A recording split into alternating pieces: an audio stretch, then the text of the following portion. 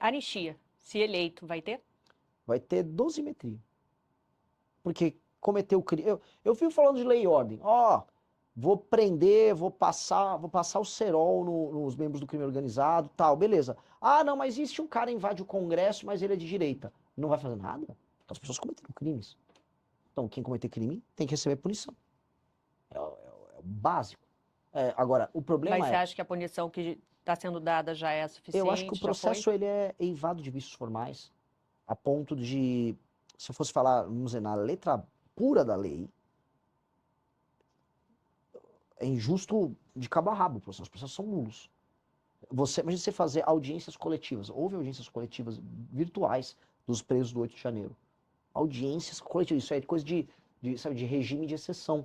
Você faz, a pessoa não tem o inquérito dela individualizado. Não, o Xandão mandou assim, junta todos os advogados aí e vamos fazer um inquérito coletivo. Isso é insanidade. E ele fez.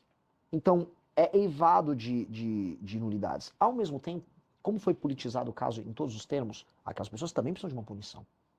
Então, o Congresso atuar no meio é reconhecer que o sistema de justiça brasileiro fracassou completamente e você vai ter que ter uma resposta política para isso. Por isso que a dosimetria é uma resposta política. Há uma punição, mas não do tamanho que ela está, para todos os envolvidos. Para o presidente Bolsonaro, ex-presidente. Dosimetria também. Ele também, eu não sou tonto, eu li o processo dele. O Bolsonaro fez o que fez, e não é sobre o dia 8 de janeiro. Jogar o de 8 de janeiro no colo do Bolsonaro é uma narrativa que o STF quer para dizer que o STF derrotou os inimigos da democracia do 8 de janeiro. 8 de janeiro é o menor dos problemas para o Bolsonaro. O problema do Bolsonaro foi o que ele fez antes. Foram as pessoas que foram incitadas pela equipe, e foi pegar as conversas pela equipe do governo dele, que respondiam diretamente ele. Foram as reuniões com a minuta do golpe, tratadas com chefes das Forças Armadas Brasileiras, para cometer um ato ilegal. Foi a organização de uma militância virtual para levar as pessoas a fazer todas aqueles acampamentos. Ou seja, havia uma cadeia de comando, e não é que aqueles foram atos preparatórios. Já estava em execução um plano. E o Bolsonaro participou dessa execução do plano. Esse é o problema dele. Ele participou. Ele não brecou nenhuma das pessoas, ele se reuniu, ele falou o que falou com o Freire Gomes, com os generais. Então, ele precisa de alguma punição. Dito isso, o processo dele também é eivado de nulidades. Porque não passar a dosimetria é reconhecer que existe um tribunal de exceção tocado pelo Alexandre de Moraes. E aí o Alexandre de Moraes não quer que passe a dosimetria, porque no fundo ele está retirando as atribuições e autoridade especial que foi conferida de maneira ilegal a ele. Ele não é o juiz do Brasil. Então, a dosimetria, o Congresso resolve isso politicamente, acaba com esse inquérito maldito e vira essa página da história. Você falou do ministro Alexandre de Moraes. Para a gente fechar esse bloco, outro tema polêmico, impeachment de ministros do STF. Eu acho que ele merece, tanto ele quanto o Dias Toffoli estão mais do que merecedores de um impeachment na cabeça.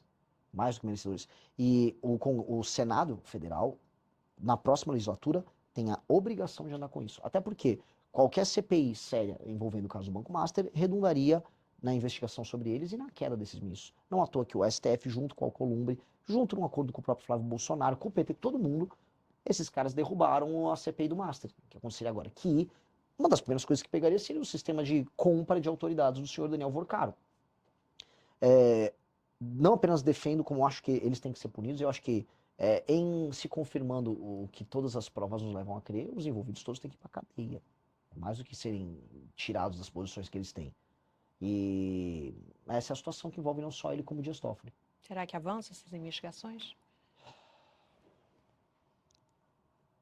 Se você tiver o Lula ou o Flávio vencendo, não avança.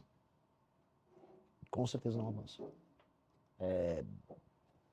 Basicamente, ambos fazem parte dessa máquina de corrupção brasileira que se tornou Brasília. Porque você tem um contínuo dos esquemas, né? As pessoas ficam falando de polarização, mas será que as pessoas não se dão conta que os esquemas que se iniciaram no governo Bolsonaro, eles continuaram no governo Lula? Master e INSS.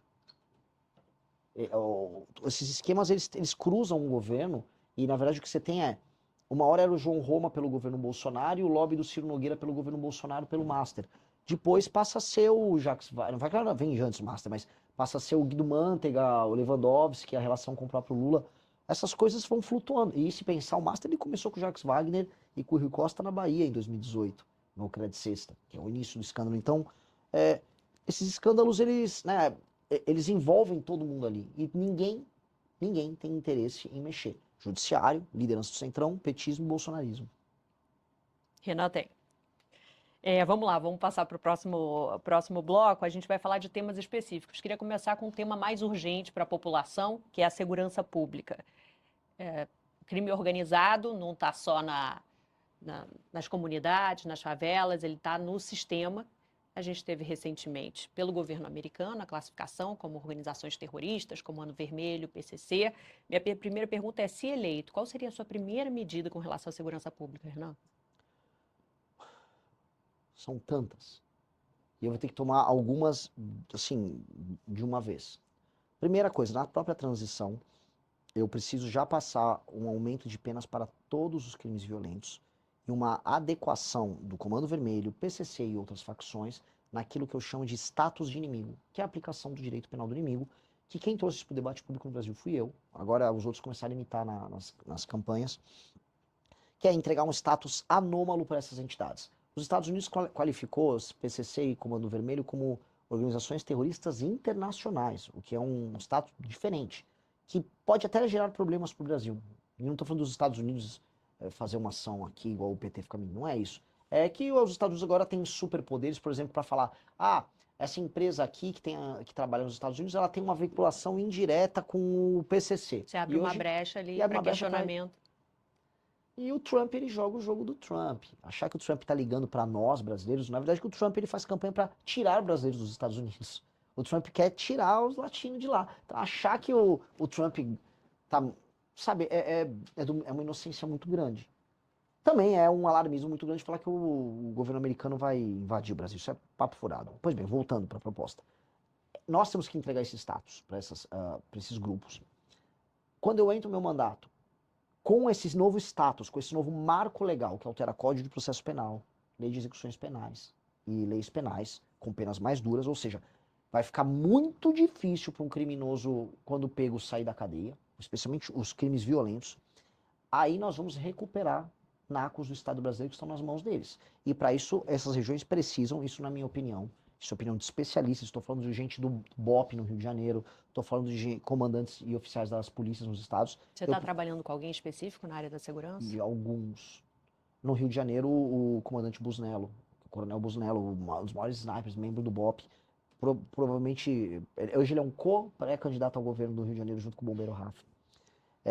Mas é sabido, se você não tiver, por exemplo, um estado de defesa em determinadas regiões, o que é o estado de defesa? É um status especial maior do que da GLO, que permite que a polícia entre em domicílios sem mandado.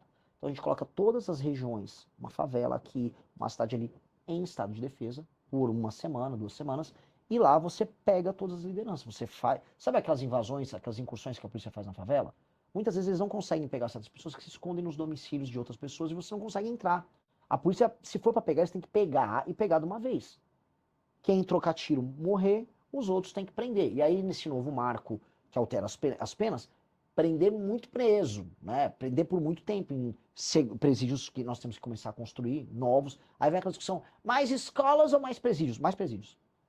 O Brasil parou de nascer, gente, eu preciso melhorar as escolas, eu preciso ficar construindo muito mais escola. A demografia brasileira estava se alterando.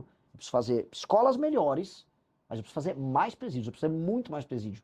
E aí, com base nisso, nós vamos iniciar uma guerra contra eles, retomando esses territórios. Como eu vou ter alterado todas as leis que envolvem crimes violentos, ou seja, uma pessoa assaltou você com a mão armada no meio da rua, ele não pode pegar menos de 30 anos, sem progressão. Porque uma pessoa que botou uma arma na tua cabeça, ela se tornou juiz da tua vida. Ela pode decidir se você vive ou morre por causa de um celular, de uma aliança. Definitivamente esse cara tem que ter uma punição muito grande. Punição de país sério. Aqui não, o cara nem preso fica muitas vezes. Então nós temos que alterar essa dinâmica. Isso vai desconstruir a indústria do roubo e do furto que nós temos no Brasil, enquanto paralelamente o Estado age com inteligência. Como é que eu desmantelo o PCC? É só reocupando o território? Não. Eu tenho que pegar o Porto de Santos, eu tenho que pegar as fronteiras, eu tenho que pegar a lavagem de dinheiro, e aí entra o jogo da inteligência. Só que a inteligência é um jogo que tem que vir junto com o aumento da punição. Porque existe uma falsa dicotomia que vem os especialistas que adoram levar na Globo News. Não, porque a inteligência tem que ter inteligência. Agora, se não tiver aumento de punição, eu vou lá, uso minha inteligência, prendo o cara e o cara fica 2 anos. Que é o que acontece. Né? Então, tem que fazer as duas coisas.